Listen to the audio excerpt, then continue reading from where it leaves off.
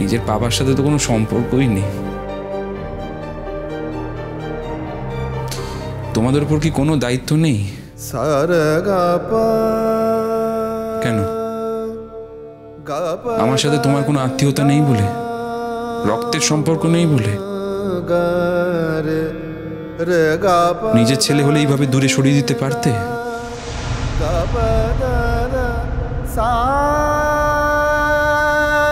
আচ্ছা ঠিক আছে ঠিক আছে, যাবার আগে একদিন ঠিক যাব, কথা দিলাম। যাওয়ার আগে মানে? তুমি কোথায় যাচ্ছ? আরে বোকা, আমি কি এখানে থাকবো বলে এসেছিলাম? আমার কত কাজ আছে ওখানে। না না রোহিত বাবু, আমি আপনার কথাটা বুঝতে পারলাম না। আপনি বৌদিকে এত বড় দায়িত্ব দিয়েছেন, এই সময়টা যদি আপনি চলে যান, বৌদি সামলাবে কি করে? দেখুন, আমি কিন্তু একটা ভালো কাজ সেই ছোটবেলা থেকে খুব ভালোভাবে করতে পারি। সেটা হচ্ছে খুব ভালো টিম ম্যানেজমেন্ট করতে পারি। একটা সুন্দর টিম সাজিয়ে দিয়েছি, এবার সুন্দরভাবে কাজটা এগোবে। আর তারপর তো আপনি সবার উপরে কনসালটেন্ট হিসেবে আছেন। আমি কেন? আমি আপনাকে ফোনে বলিনি? না না, সে বৌদি আর আপনার কাজ আমি এমনিতেই থাকবো। না না উপল, আমি কিন্তু এই কোম্পানিটার সাথে আর জড়িত নই।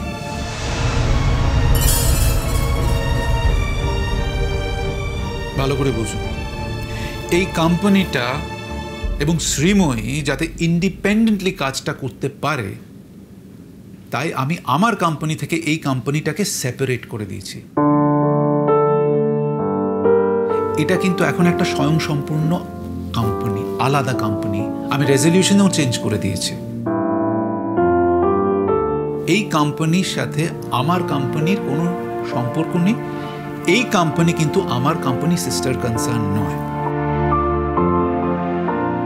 হ্যাঁ, এবার পৃথিবীর অন্যান্য কোম্পানি যখন এই কোম্পানি থেকে ফিনিশ প্রোডাক্ট কিনবে, আমিও সেরকম এই কোম্পানি থেকে ফিনিশ প্রোডাক্ট কিনব।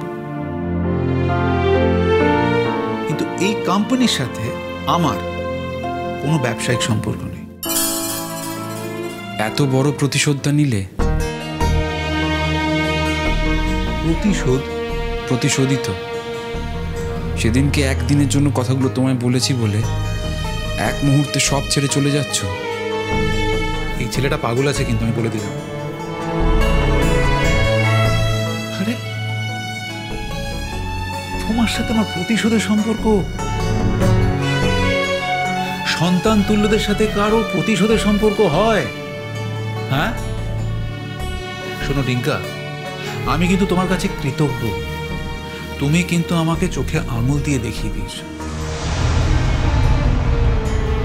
তুমি কিন্তু সেদিনকে ওই কথাগুলো বলার পর আমি সব কিছু ভেবে চিন্তে এই ডিসিশনটা নিয়েছি। কথায় বলে না, পৃথিবীতে সবার কাছ থেকেই শেখার আছে, ছোট হোক আর বড়ই হোক। শোনো, আমি যদি এই ডিসিশনটা না নিতাম, তাহলে লোকে কি বলতো? আরে বড় কোম্পানি, এস্টাবলিশড কোম্পানি, এখানে জাস্ট একটা সেট আপ খুলেছে, এমনি চলছে, ব্র্যান্ড নেমেই চলছে।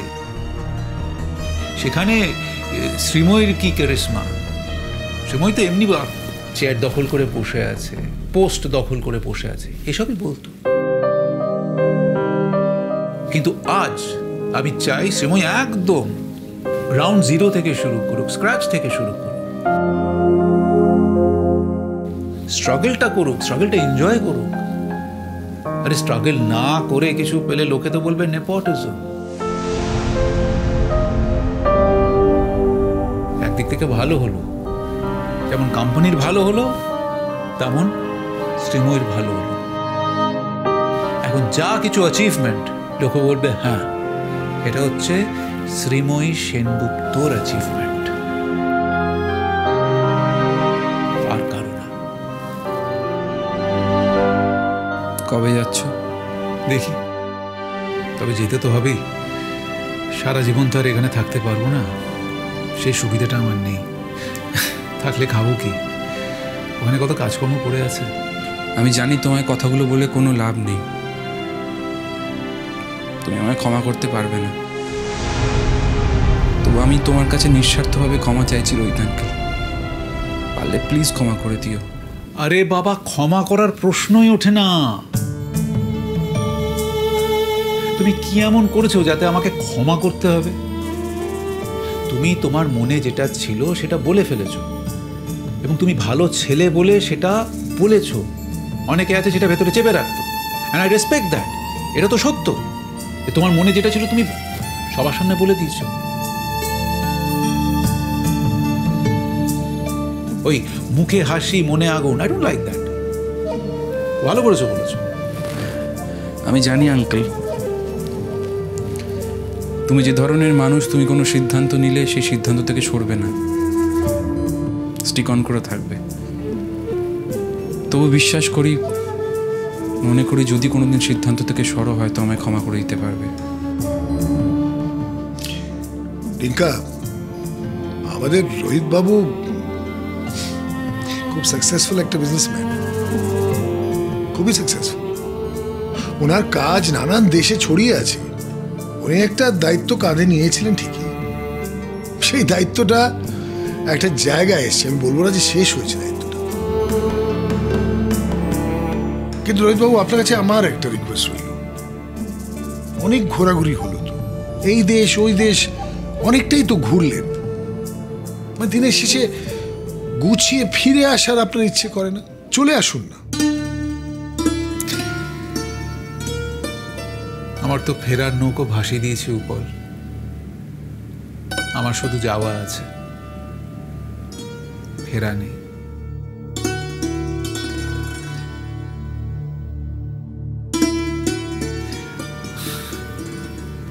আরে বাঙালি, একটু কাব্য করলাম।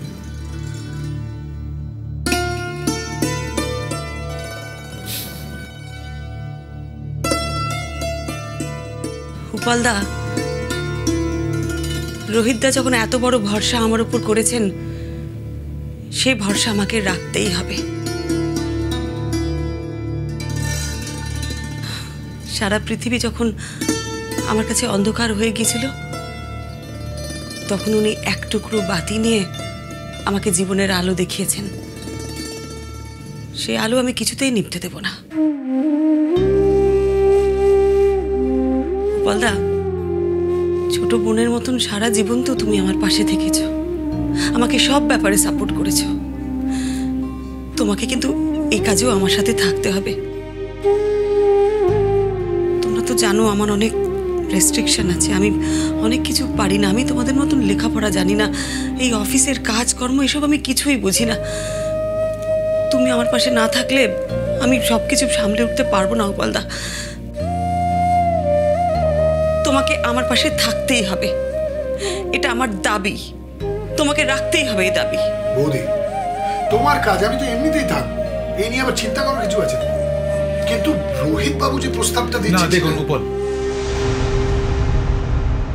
আমি মনে করি যে প্রফেশনালি যদি কাজটা না করা হয় তাহলে কিন্তু সেটা সাকসেসফুল হয় না। আর শ্রীময়ের কোম্পানি যদি আপনাকে এইটুকুনি প্রোভাইড না করতে পারে, তাহলে আপনাকে কনসালটেন্ট হিসেবে পাওয়ার এক্সপেকটেশনটা রাখা উচিত, তাই না? আমি পারবো গোপালদা, উনি তো সব কিছু গুছিয়ে করে দিয়ে গেছেন, আমি সামলাতে পারবো। যদিও উনি বলছেন যে উনি এই কোম্পানি থেকে নিজেকে বিচ্ছিন্ন করেছেন, এই কোম্পানি যাতে আগামী 6 মাস চলতে পারে সেই ব্যবস্থা কিন্তু উনি করে গেছেন। লোন আমার কোম্পানি তোমার কোম্পানিকে লোন দিয়েছে শ্রীময়ী। আমি কিন্তু সময় মতো সব বুঝে নেব। সেই লোনটা কিন্তু তোমায় ফেরত দিতে হবে, হ্যাঁ, মাথায় থাকে জানো। এই শ্রীময়ী, এটা কিন্তু ভীষণ আনফেয়ার হচ্ছে। ডিঙ্কা এসেছে, একটা ইয়াং ছেলে, তুমি ওকে কিচ্ছু খাবার অফার করছো না। আর ওর বয়সে আমার 2 ঘন্টা অন্তর অন্তর খিদে পেত। এরকম করলে না, আমরা কেউ কিন্তু তোমার অফিসার আসবো না। না, আমি কিছু খাবো না আঙ্কেল। তোমাকে এত আপসেট লাগছে কেন বলো তো? নিশ্চয়ই সেদিনকার ওই ঘটনার জন্য তুমি এতটা আপসেট নাও, অন্য কিছু আছে? না না, কিছু হয়নি, ঠিক আছে। বন্ধু বলে ভাবো না বলে বললে না, বন্ধু ভাবলে ঠিকই বলতে পারতে।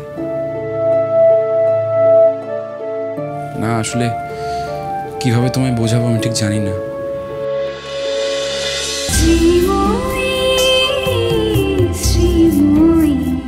স্টার জলসার প্রিয় শো দেখার জন্য সাবস্ক্রাইব করুন আমাদের ইউটিউব চ্যানেলে এবং আপডেটেড থাকার জন্য প্রেস করুন বেল আইকন। চলো চলো চলো চলো পাল্টাই।